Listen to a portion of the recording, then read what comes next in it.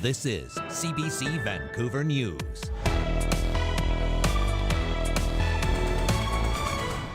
It was hard. We were all surprised. A push to expand genetic screening for a certain group of people 10 times more likely to get hereditary cancers. We'll explain who exactly is at highest risk. They're incredible beings, but you have to do research. And a lot of these birds have heat exhaustion. A mounting mystery, why so many budgies are turning up at local bird shelters.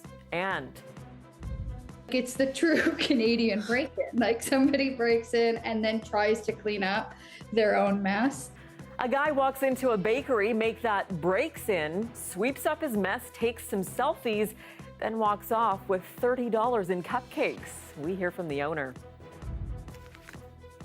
Good evening, I'm Tanya Fletcher. Well, some news in provincial politics to begin with. 2 BC byelections have officially been called for 1 month from now. People living in the ridings of Vancouver, Mount Pleasant and Langford-Wanda-Fuca will be voting as of June 24th.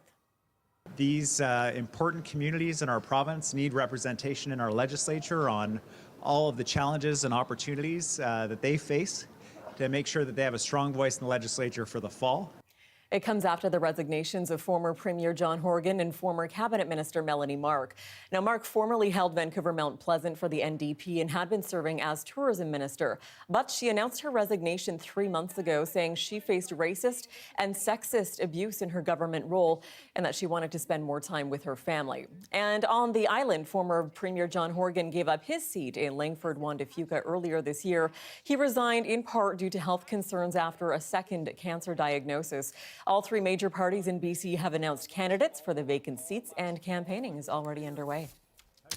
Well, BC Premier David Eby, meanwhile, made an announcement from YVR on his way to Asia today. He's taking off on a 10-day trade mission to Japan, South Korea, and Singapore.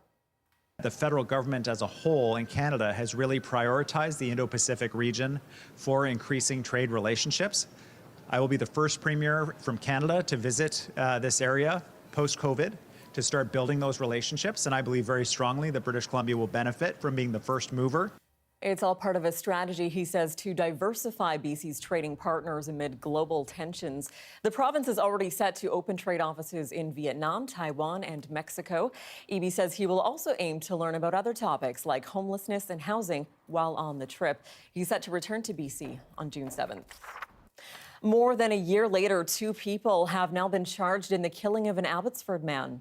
In March 2022, 41-year-old Chris Colvius was shot multiple times in his home and died at the scene. A pair of suspects was arrested yesterday following a 14-month homicide investigation. Tanner Fox has been charged with second-degree murder, and Letitia Acera has been charged with manslaughter. Both are in custody and set to appear in court in Abbotsford on June 15th. A recent midday shooting at a busy shopping plaza in Coquitlam has led RCMP to host a community event today. We understand that whenever there's a violent incident, and in this one in particular, there was a recent shooting on May 17th, and it can cause the public and residents, business owners to be unsure about their safety and exactly what they should do next. Residents had the opportunity to ask questions about public safety in their neighborhood.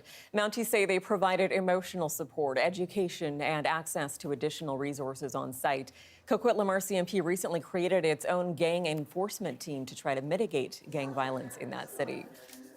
A bizarre burglary out of Vancouver bakery to tell you about now.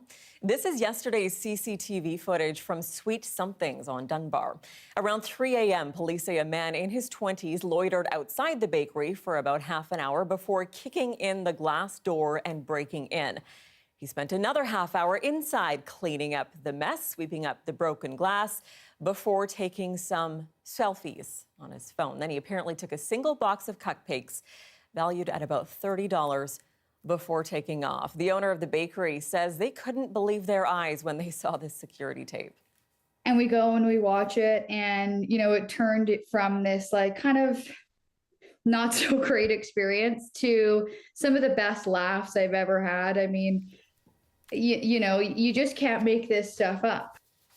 No arrests have been made, but the VPD says investigators are on the case. In health news now, it is well known that a sports-related concussion can cut a career short. But new BC data suggests domestic violence survivors suffer concussions much more frequently than athletes. And a former Canucks captain is helping spread the word on that. It was shocking to me. I was stunned to think that for every one concussion in the National Hockey League, there are 7,000 women affected by this across our country is staggering. Trevor Linden has teamed up with the YWCA and researchers in this province to improve concussion screening and treatment for survivors. Recent national data shows about 1 in 4 women in Canada will experience violence, which has been on the rise since the pandemic. It also finds more than 9 in 10 of them will suffer a concussion or other brain injury. Advocates say concussions are often hard to diagnose. There's a myriad of symptoms that might happen. And the biggest problem is, where's the support for them? Women who don't even access transition house services, who continue to live with their partner, have no support at all typically. And women in transition houses, there's not that clear pathway to care for this situation that there is for people who've experienced a sports injury. And that's really needed. And so they want more screening tools and supports for survivors, but also more affordable housing to make it easier for people to escape abuse.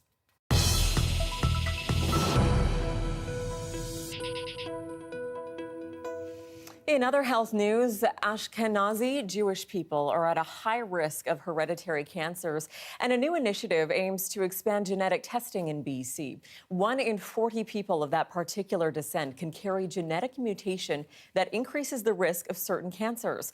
As our Janella Hamilton reports, this pilot project will study the prevalence of the BRCA mutations in this province. 2 weeks before her father died from stage 4 prostate cancer, Katrina Remaker's family found out he had BRCA2, a genetic mutation that increases the likelihood of developing ovarian, breast, prostate, and pancreatic cancers, and is 10 times more common among men and women of Ashkenazi Jewish descent. It was hard. We were all surprised. Without a family history of cancer, Remaker says she was shocked to find out her father was a carrier, and about a year later that she was as well. It's just a lot to process at the beginning, and I think the beginning is actually the scariest part in some ways.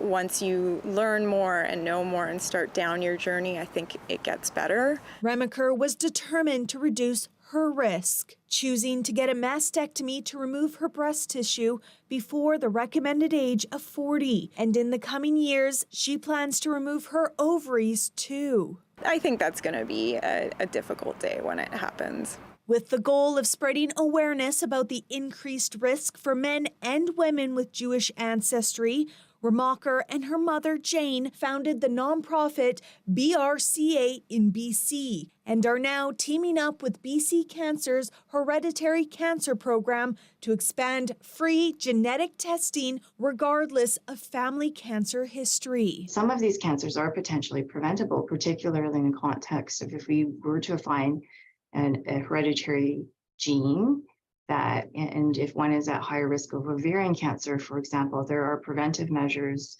Same with breast cancer. A lot of times when we talk to especially young people who we want to encourage to consider getting tested, one of the things they say is, cost and ease of access is a big challenge. She hopes by sharing her family's experience, it will encourage others to consider getting tested before having to lose a loved one. Although it can be scary to know that you have a gene like this, it also just empowers you to have a lot of tools that you can then use to manage your risk. Janella Hamilton, CBC News, Vancouver.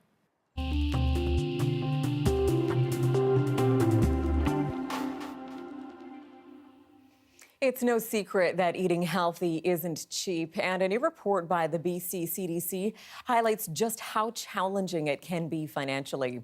It found that last year's food cost average between May and June for a family of 4 was $1,263. The study also found that grocery bills on Vancouver Island were higher than anywhere else in the province, actually almost $100 higher than average. I definitely buy a lot of frozen now. It's, you know, you don't get the same nutritional value, but it's, you know, you need your vegetables. Like, you know, I even thought about growing my own, but, you know, I don't have a green thumb.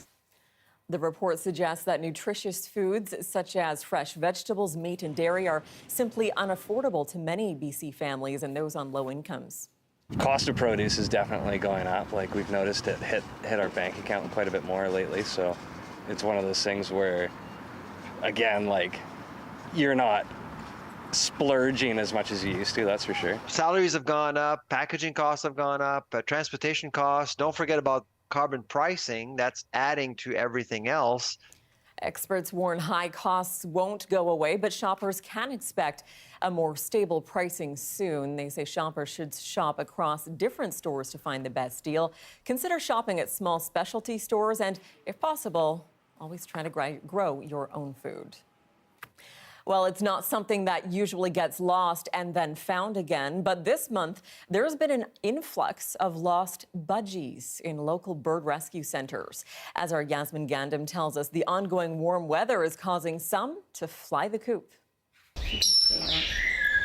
Found budgie signs are posted all along this neighborhood in East Vancouver. It's normal for more of the birds to flee when heat soars, but some animal hospitals say they're getting a lot lately. But if any of them escape in the summer, people don't look for them. They just go off and buy another one because they're reasonably priced in pet stores, and people don't understand that they're live beings, and the commitment to these little birds are just as big as a larger bird, and it's sad. Thomas works for Greyhaven Exotic Bird Sanctuary in Surrey, but also keeps smaller birds like budgies in her own home. She says this year she has roughly 25 budgies in her care, compared to 40 during all of last year. Thomas suspects many were pandemic-purchased pets that some owners found themselves unable to care for or supervise.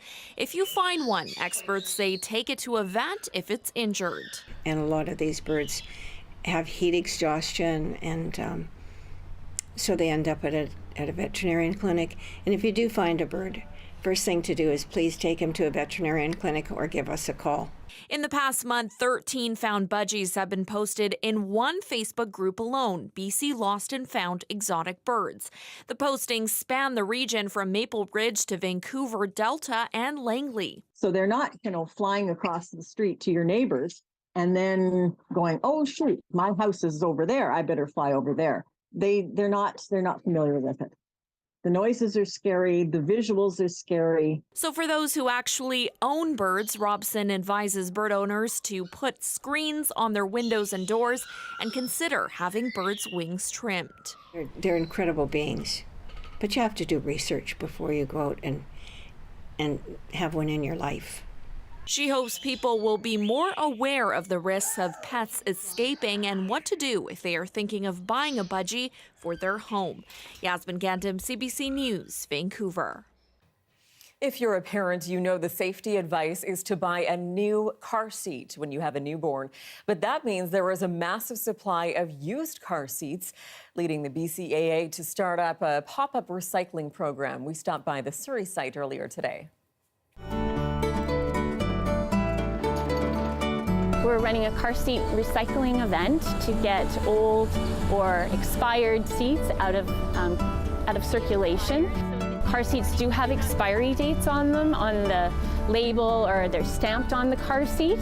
As well, if a car seat is in a crash, it shouldn't be reused. Plastic can break down over time, so in a crash the plastic could maybe just break apart much more easier. If you have a seat that's been sitting in sunlight for quite a number of years and it gets very brittle, and then in a crash it can't withstand the crash. Anybody can drop off their seat for free. You don't need to be a BCAA member, and they drop off their seat and we collect them. We partnered with Queensborough Landing and they take them away and recycle each component. So the plastic, the metal, the fabric, and the straps. We've planned 4 car seat events, and they're just pop-up events at a few of our select locations in the Lower Mainland. Our purpose is to help move British Columbia's forward, and this is one way that we do it. And now to the largest yacht race of its kind on the west coast of North America. Crowds lined Clover Point on Vancouver Island today to watch more than 100 boats set sail for the Royal Victoria Yacht Club's Swift Shore race. It's considered a very challenging race, drawing participants from all over North America. This is fairly important in the world of racing. We've had boats that have come from as far away as Russia, China, Japan through the years. This year we have most of them from the Pacific Northwest. Well, this time, for the first time ever, a boat competing in the overnight long race will be crewed entirely by teenagers. They'll be sailing a 36-foot boat out of Port Angeles called the Nightingale, night with a K. A few adults are on board, but they're only there to help in case of an emergency. Organizers say today's weather conditions were perfect and quite possibly the best this race has ever seen. And in yacht, more coverage. Just up the coast from there, a boat that was built in 1897 was restored and launched this weekend into the Ladysmith Harbor. And over a century later, she's still got quite the fan club at all the boat shows. I guess she's been over the water 17 years. After a midlife refit, she goes back in the water and is probably one of the oldest, if not the oldest, registered sailboats built in Canada still sailing. So it's a pretty momentous occasion when a boat built in 1897 returns to the water. He says this weekend's launch was the culmination of over a century of marine history for Vancouver Island. Dorothy first launched 126 years ago in Victoria and will eventually return home to Victoria to live at the Maritime Museum of BC. That's once a permanent space is found for her there. Until then, she's ready to hit the waters for this summer's boat season.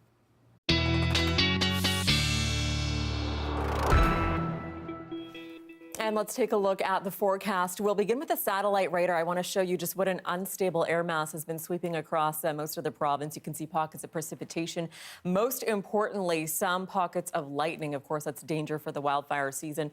Let's push up a little bit further north of Prince George, where they've been centered so far this season. Good news, they've had some more rain, so the threat really is subsiding. But as we dry out and heat up, of course, that lightning threat will continue. Here's the current temperature. Still a very mild night right around the lower mainland. Mid-teens, mid to high teens. That's above seasonal for this time of year. Here's your outlook. We're currently around 16 degrees at YVR. Overnight low is 12. Clear skies. Sunny tomorrow. We'll hit a beautiful day again, up to 20 degrees in the lower mainland.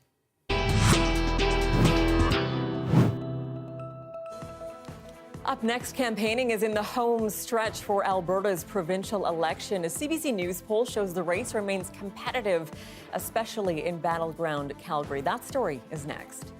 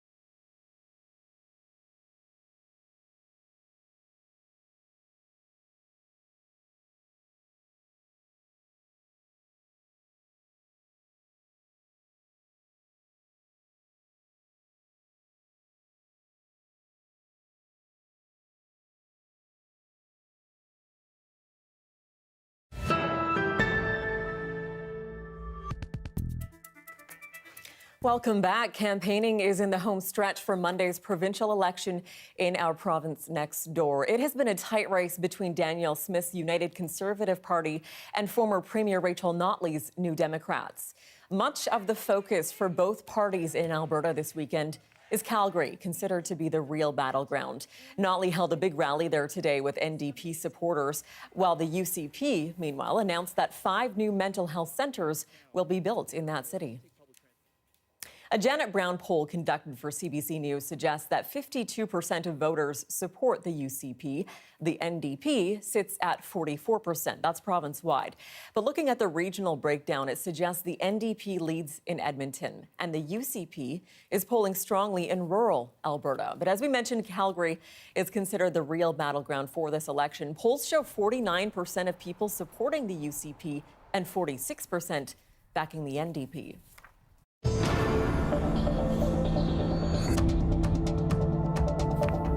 Well, still in Alberta, more wildfire evacuees are returning home this weekend as firefighters continue to battle the blazes there. But after days of rain, there are signs the fight might get even tougher. Yes, we've seen elevated fire activity this weekend. We anticipated it coming. We're seeing drying conditions. We're seeing a little bit of a wind shift this weekend. So our folks on the ground are aware. We are seeing more intense fire activity on the perimeter of wildfires. We haven't had anything escape any containment lines, to my knowledge. There are currently 49 active fires in Alberta. 14 of them are out of control. Armed Forces firefighters have had their deployment extended, and more firefighters are coming from Australia as well, joining those already from New Zealand who arrived Friday. About 5,000 people remain out of their homes. That's in Alberta alone. And as the CBC's Sam Sampson shows us, some communities across the prairies are still in very precarious situations. All those 2 tabs to open it. You have 2 filters in this area. Fresh air from a box. Air scrubbers in community centers filter out smoke lingering in northern Saskatchewan skies. Almost a dozen are in the Lac La Ronge Indian Band right now, with 20 more on the way. That's what people want us to do, is to make sure that we're prepared, and that's what we're here for. Regardless if we're tired or not, we still have to keep going. A special air quality statement stretches from northern Saskatchewan through southern parts of the Northwest Territories to northern Alberta. Remnants of the fires that still burn, many out of control, including here near Rainbow Lake, Alberta, the community forced out 3 weeks ago. Madeline McKechnie took these photos as she fled. She's been in a hotel room in high-level Alberta ever since. Just her cat Kitsy, and faith she's putting in firefighters relentlessly working to extinguish the threats. Fighting to keep our home safe. It means a lot. Thank you doesn't sound like enough, but it's really all I can offer. Today, the federal government extended the military presence in Alberta to keep the remaining out-of-control fires at bay, and reinforcements keep coming. These Australian firefighters just arrived in Edmonton Friday. In the north, areas south of Great Slave Lake, like Hay River, still have what the territory describes as extreme fire danger, because the situation, like the winds that help spread fire, can quickly change. Sam Sampson, CBC News, Regina. Well, here's a live shot of BC Place and up Cambie Street. It was a sunny Saturday for the most part. Will the nice weather last through Sunday? Well, I'll have your 5-day forecast next.